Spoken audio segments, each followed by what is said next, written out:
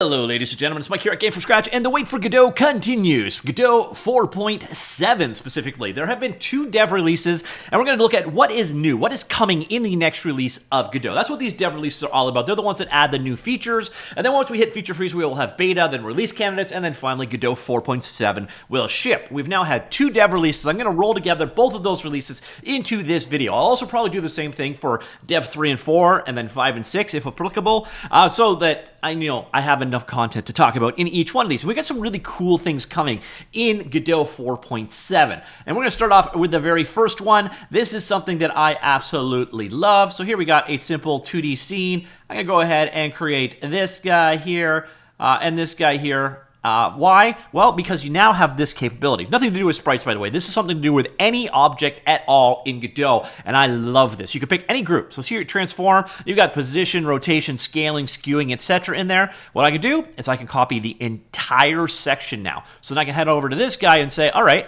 paste.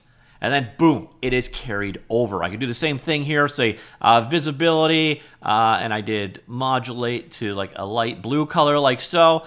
So I could take the entire visibility stack, copy it, and then boom. Boom.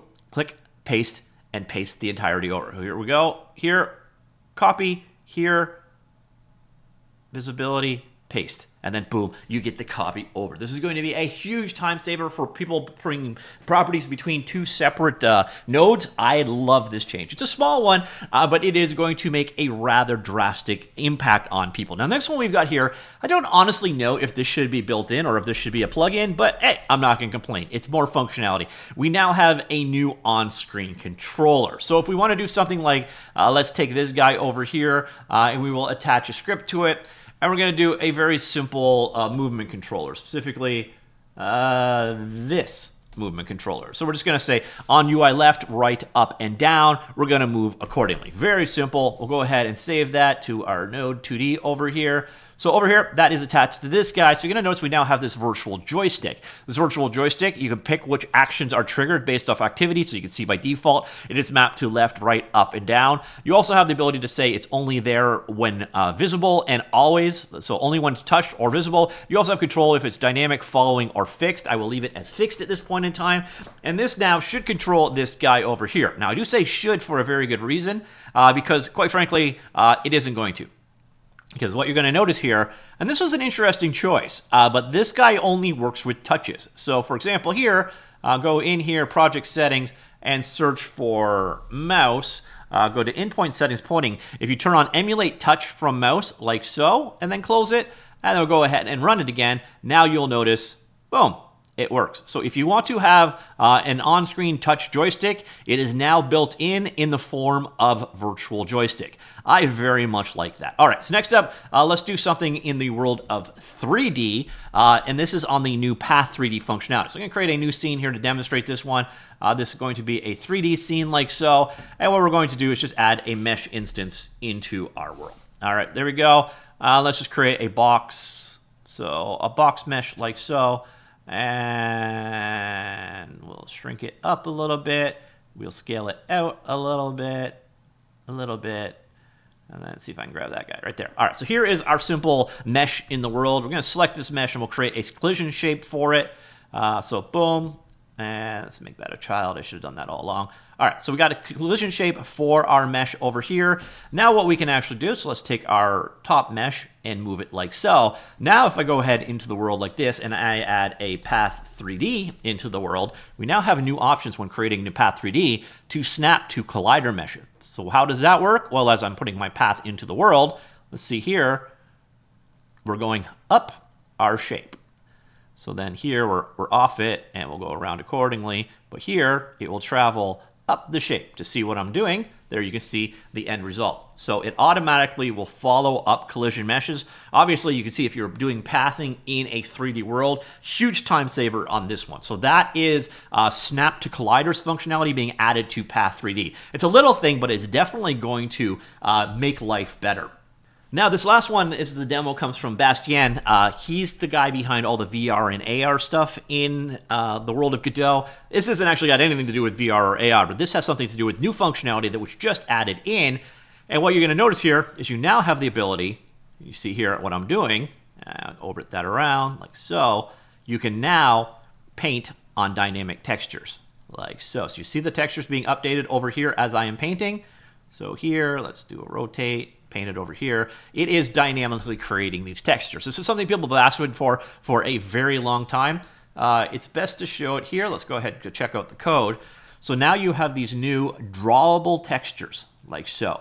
So now you can actually draw directly on those textures. So here you can do, this example is showing you how you can use it for a painting tool, but drawable textures 2D is going to open up a whole lot of new options in the world of game development. For dynamic texture creation, some special effects could be generated as a result of this. It is a very cool new feature. All right, so let's go jump into the release notes for Dev1, like so, and then we will follow it up with a quick look at Dev2. Now, what I just showcased you came from a bit of both releases. So in the Dev1 release, we have the VirtualJoystick being added. Again, this it strikes me something that should probably be an add-on. There are a number of add-ons that do this stuff, but it's very useful. It's one of those things you're going to use quite often. So there are a number of options here as well. So the joystick doesn't move in fixed. Dynamic, the joystick moves to the initial touch position as long as it's within the joystick's bounds. Or joystick following, the joystick is moved to the initial touch position as long as it's within the joystick's bounds. It will follow the touch input if it goes outside of the joystick range. So basically, if you move your finger outside of it, it will move around accordingly. Then we've got, again, the new feature that we just saw, the painting there of drawable textures. So it can currently be done, but it's complicated. So this new approach is going to make it, it's a simple API to do the drawing that we were seeing here. Very nice in that regard. Again, that demo we saw that came from Bastien. And then the enabling of 3D colliders. So if you're Path 3D, you can do collider snapping. So you can see there, works across different objects, by the way. It doesn't have to be the same object there, but it's going to make doing 3D path placement so much easier. So if you're doing, say, an NPC's AI walking route around your level, as long as they've got collider shapes, it will be able to handle it and automatically navigate up that. You can obviously turn it off as well. On the GDScript side of things, you have improvements to display non-exported members in the remote tree inspector. So there you can see the results of that. And then we've got improvements to the Vulkan ray tracing plumbing. So this is the API stuff under the hood. Also, we've got some improvements to HDR. Now, unrelated to Godot at all, am I the only one that kind of hates HDR? I just find any content authored in HDR, it never looks good. It never works well on my devices, on my computer, on my TV. HDR has just been the bane of my existence. Anyways, my own little sidetrack there. The next one we've got here is the Dev2 release. This literally just came out today, which is why I'm doing this video. I got put these two together. Oh, actually, that might have been yesterday. Anyways, it is now out there as well, and there are a number of new features in the Dev2 release here. Again, the biggest one, my favorite between these two releases, bar none, this quality of life change is the ability to do copy and paste based off of an entire group. That is going to be a huge time saver, so especially if you've got a larger one, like the number of different attributes across it. But I even find for positioning, that's something I do all the time, and having to copy and paste them individually before was a pain in the butt. To be able to bring entire groups across, huge quality of life learn. I like that. Again, my favorite new feature in Godot 4.7 so far. But I ask you your opinion down below. What do you like best out of what you've seen here as well? We also got the ability to use monospaced font for code names in the user interface. So you can see here. Again, it's an aesthetic choice. It does stand out a bit better. Same here for selecting properties. Just a new feature there.